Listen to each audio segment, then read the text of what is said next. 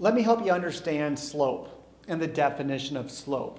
Slope is basically a rate of change over a period of time.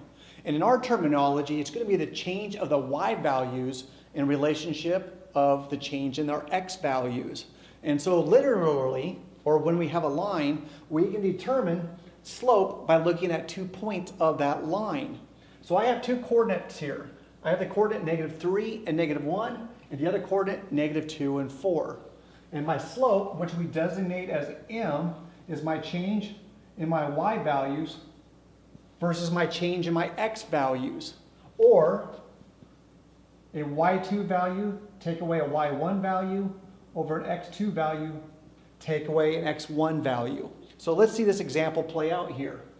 I'm going to go ahead and call this first term my ones, my x1, y1. x1, y1, and this is my second set of coordinates, so I'll designate them with a 2 as a subscript, x2 and y2.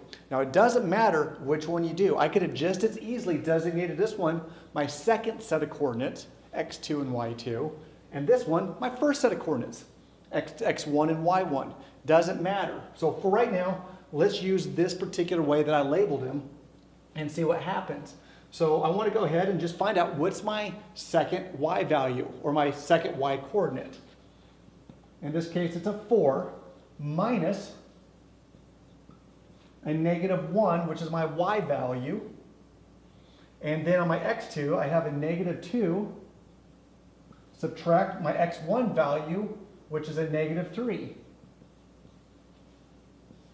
And I want to go ahead and find the ratio of those. So 4 take away a -1, that is a 5, all over a -2 minus a -3. Let's make that a +1. So my slope, or the slope of this particular line that holds these 2 points, has a slope of 5, or a change of y over a change of x of 5.